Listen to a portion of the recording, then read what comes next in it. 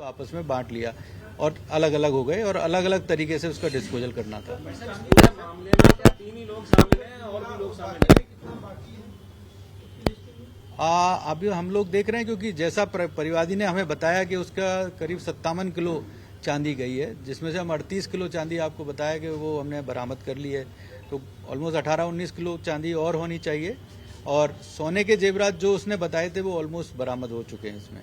इस पूरे मामले में 3 ही लोग शामिल हैं और भी लोग हैं इसमें? नहीं, इसमें 4 लोग शामिल हैं पूरी वारदात में और बाकी और लोगों के सहयोग की भी हम लोग अभी तलाश कर रहे हैं, बात कर रहे हैं इनसे कि और लोगों ने, क्योंकि इन्होंने वारदात की प्लानिंग रैकी करके 5-6 दिन से लगातार रैकी कर रहे थे। पहले अकरम ने और अपने हितेश ने रैकी की, फिर तौहीद खुद आया, वो रैकी करके गया और उसके बाद वारदात करने के लिए इन्होंने, चूंकि इनको पहले से पता था कि वहाँ काफ़ी सारे ताले लगे रहते हैं उस दुकान में जिनको तोड़ना बड़ा मुश्किल है, बड़े बड़े ताले, तो उन्होंने उस शटर को तोड़ने के लिए बड़ा सब्बल अलग से खरीदा। ये यहाँ एक होटल पे ईदगाह के पास में काम करते थे, वहाँ से इन्होंने ये प्लान बनाया और फिर सामान खरीदा।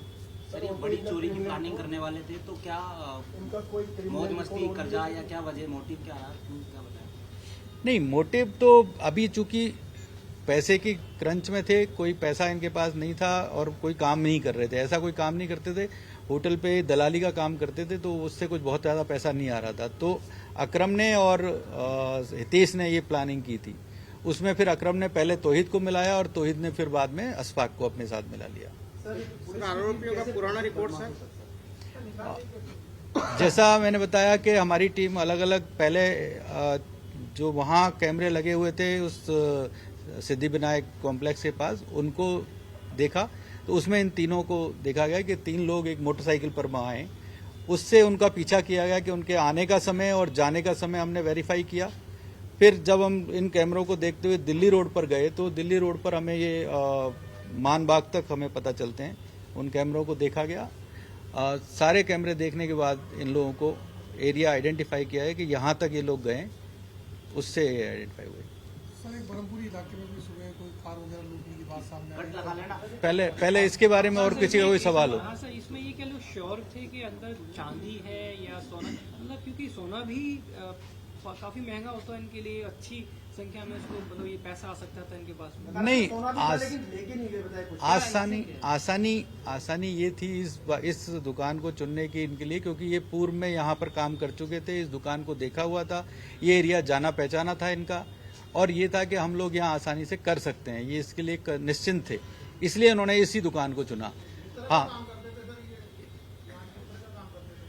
नहीं, साड़ियों को, जो साड़ियों की दुकान पे साड़ियां दिखाने का काम करते थे बेसिकली। सर, इनका पुराना रिकॉर्ड मैंने बताया, जैसे हितेश का मोटरसाइकिल चोरी का मामला है कोतवाली थाने में और 3 मुकदमे टोंक में तौहीद के हैं, अशफाक के 12 मुकदमे हैं टोंक में। यहाँ जयपुर में अभी तक कोई नहीं है।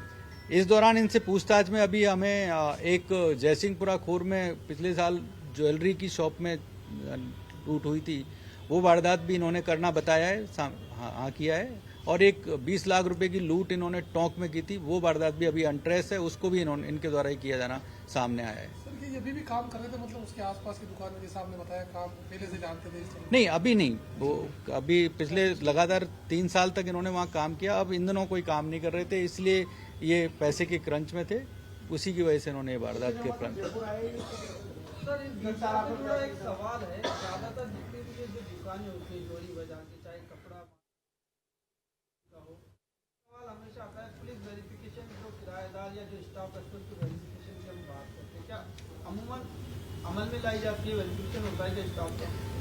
जैसा अभी नहीं, ऐसा कारण नहीं है, क्योंकि अभी जितने भी हैं ज़्यादातर लोग जो काम कर रहे हैं उनका वेरिफिकेशन अब हम लोग कर रहे हैं। नज़र ऐप के थ्रू हम लोग लगातार, और राजकॉप सिटीजन, उसके दौरान अब आपको आने की ज़रूरत भी नहीं है, थाने पर जाने की ज़रूरत भी नहीं है, आप घर बैठे अपने ऐप में डालकर और उसको वेरीफाई करा सकते हैं। तो उसी तरह हमारे जो बीट कांस्टेबल है वो लगातार करा रहे हैं इस चीज़ को। ये भाई साहब, वारदात करने के बाद इन्होंने चांदी वगैरह अपने घर में छिपाई या कहीं और ले जाने का इरादा था? नहीं, अपने घर में हितेश के पास इन्होंने रखी हुई थी, वहीं से मैक्सिमम। बट मैंने बताया कि इन्होंने 4 हिस्सों में बंटवारा कर लिया था, 2 हिस्से अकरम और इनके, तो जैसा हमें हितेश के पास ही मिले, और दो उनके पास हैं अभी, अशफाक और तौहीद के पास। सर ये चांदी किसी को देने वाले थे क्या? नहीं, अभी ये तो इनके द्वारा तो इनको बेचना ही था, कहीं पर मौका देखकर ये बेचते उसको। सर, इस पूरी कार्रवाई में जितना माल बरामद हुआ है, क्या और भी माल आने की उम्मीद है? नहीं, जैसे ही कि अभी 2 मुलजिम पकड़े जाने हैं तो उनसे तो बरामदगी होनी ही है। गोल्ड अभी जो हमने बरामद किया है वो 38 किलो नहीं, गोल्ड तो 100 ग्राम है। हाँ, 100 ग्राम है। ठीक है ऐसा कुछ सामने अभी तक नहीं आया है कि कोई नशा करते हैं हमारे पर। सर। ब्रह्मपुरी पढ़े लिखे तो ज्यादा पढ़े लिखे हैं नहीं कोई भी इनमें से। सर, ब्रह्मपुरी गाड़ी में सर डॉग था, डॉग का फिर अपहरण हुआ, गाड़ी भी ले गए सर, क्या कहानी थी सर?